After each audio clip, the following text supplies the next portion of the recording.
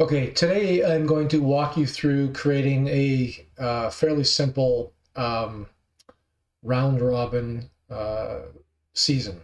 So this is when each team plays each other team within a division, and it's a 2 week, 6 month, 2 day league, followed by an optional playoff, single or double elimination playoff.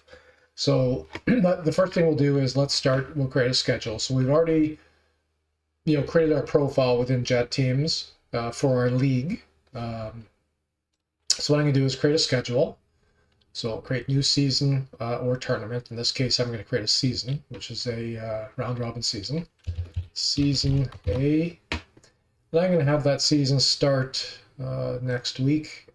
The start time and end times will be used by the scheduler to control when games are available at various arenas or courts or baseball fields or football fields. So, and you can always change this later.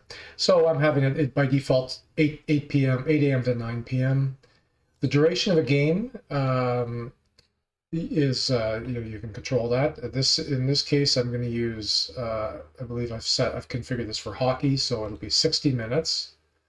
And then how many divisions and how many teams within your division are you going to have? And you can adjust this later. This just sets up the defaults for you. So we'll just go with one division with 4 teams, and I only have in this example I only have one venue. But if I had 2 hockey rinks, even if they're at the same location, you would enter 2, and I'll do that now as a sort of default. And then you choose, because this is round robin, when are your game days? So if I select just Sunday, all teams will play one game, one round on a Sunday. If I were to say Wednesday and Sunday, that means you're going to play 2 rounds per week. All teams will play Wednesday, and then again, there's another round all teams will play on Sunday. So I'll just keep this simple and I'll just go with one day. And this is going to be a round robin. So because it's round robin, you have to pick how many rounds you want to play.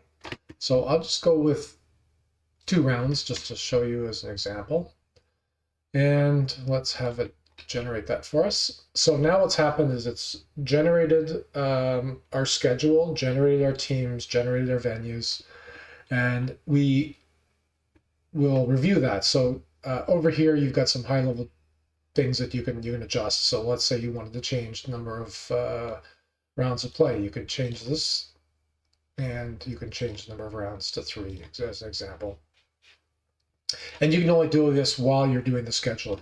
Here are your teams. So there's a group, and there's color that you can manage later, and you've got your different teams, which I'm not going to add players to the teams, but this is where you can actually add players to your teams. As an example, I can say I want Caitlin to be a forward.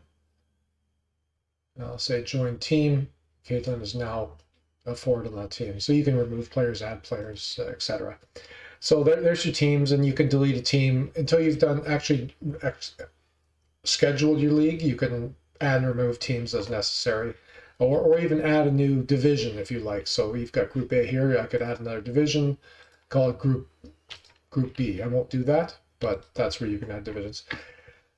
And the last but not least is the venues. So I've got a couple of venues here that just default with random locations and random names, but it allows you to go in, change the image, change the address, because this address is what's used to display on the front end Google Map. And then availability. So in our case, we only had Sunday. So you'll see everything's defaulted 8 a.m. to 6 p.m. But let's say venue 1 was only available from 8 a.m. to 2 p.m. for you. You would change this to 2 p.m. 2 p.m. Save that. And now when the scheduler runs, at least for a Saturday anyway, it'll only schedule games between 8 a.m. and 2 p.m. for venue 1. Let's close that. And now if we go back to what's happened is as long as there's no errors. If there are errors, you'll see this here. And an example of an error may be insufficient number of venues for the number of games. So if you've got too many teams and you don't have enough spots to play those games, the schedule will give you an error. So it looks like we're okay. The first step is reviews the schedule. So you can either view that on a calendar or a list. So let's just go back with list. And it shows me that my 4 teams, because I'm doing 2 rounds, round 1 occurs on the September 1st, and then September 8th, a week later, round 2. You'll see that it also separates them. So, I've got 2 games playing at 8 a.m. on the 9th, and that's because I have 2 venues, venue 1 and venue 2. Obviously, if I only had 1 venue, then they would be scheduled to be sequential. So you look at that, make sure you're happy with that. Again, this is a very simplified version, but then you can also look at some balance reports. You can look at your venue balance, which will show you how many games are scheduled at each venue overall across your entire schedule. Home and away. This is pretty straightforward. Everyone gets a home game and an away game. In most cases, there is some scheduling issues where it quite can't balance home and away if home and away is important to you. But at least this report will highlight and show you those deviations.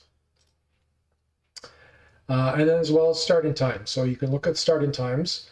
This is overly simplistic. Everyone starts at 8 o'clock, but if you were to have a very large number of divisions and teams going across your entire league, you'll see some, teams starting at 8 o'clock, 9 o'clock, 10 o'clock, 11, 12. And this will just show you, balance, because the schedule tries to balance the start times out for every team across all divisions. So you get a nice little report there. I think that's it. So now we're looking at schedules. I'm looking at this schedule that we've just created, and I'm comfortable with it. In the real world, I would have added all the players to all of the teams before I publish this, or maybe not. Maybe what you'll do is you'll just publish your season with teams, and you're going to be adding the players as your next step. You can do that as well. But the key is once you publish a schedule, it's published. You can make changes to some of the games, and we can walk through that later, but you can no longer add teams or remove teams or add or remove divisions. You can, however, even after you've published it, add players and remove players, because that can happen throughout your season. So let's publish this. Are you sure? We'll say yes. Okay, so the season's published and is now live. The screen here then sort of minimizes. There's very little you can do here. You can still go in, to your teams. You can modify the names, although I wouldn't recommend it. You can no longer change what division that team is associated with, but you can, however, add or remove players or modify the team image. But it shows me that our season is we haven't started any games. We're not complete, but the season is now live. And what we'll do next is let's look at the calendar, and we will see that it's now updated so that starting on the 1st. I've got 2 games, and then I've got 2 more games here on the 8th. So sorry, I moved to September. You can actually, because these games are in the future, you can modify them as necessary. You can modify, who's playing who if you want. Although again, I wouldn't recommend this. This is really only kind of for an exception process where maybe a team is not available to play a certain day. So you'll have to go in and modify each of these carefully so that you don't impact the number of games each team plays. Okay, so really, I think that's all I wanted to show with this video. So this season is now live. I'll go back to the season. It's 0% complete. When it becomes 100% complete, and that means all the games have been played and scored, so you've actually gone through the scoring, although scoring here is not going to show very much because these games are in the future. But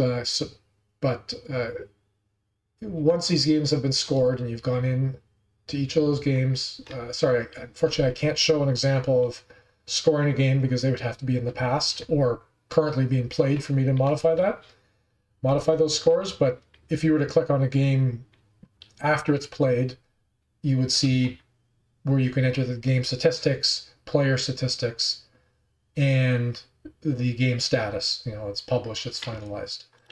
I can't really show you that here. But once all those are completed and you go back to the season overview, it'll say 100% complete, and then it'll give you the option of an optional season-ending tournament. And this tournament can be, it's by division. So I've only got one division in this example, but you can say, I'm going to have a single elimination tournament for the top 3 teams, or all the teams, or whatever combination you need.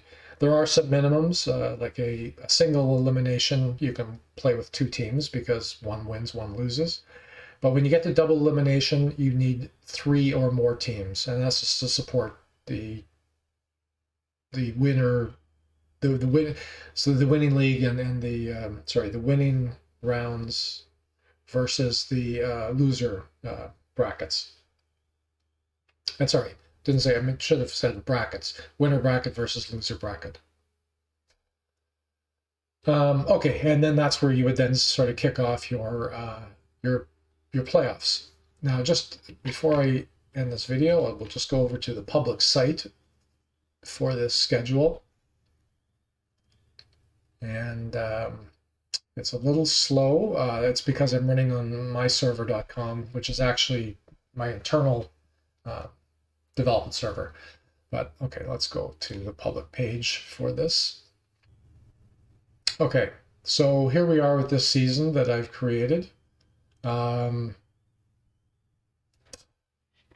So if we go into, well, what we'll see is, okay, so there's some existing logs, but you'll see, you know, at high level, here's your group A, here's the teams, here's your statistics, division leaderboards. I only added in this test just a single player, so that's why Caitlin's appearing here. But you can then go into, you know, you click on Happy Turtles, each of the teams, you'll see upcoming games for Happy Turtles. You can view the details, the venue location. The game hasn't started, so it just has a little banner here that tells you when the game starts. If it's a real-time game and you are capturing real-time statistics, they will appear here. But I think that's all I wanted to show. So this is the round-robin season schedule and scheduling. Have a great day.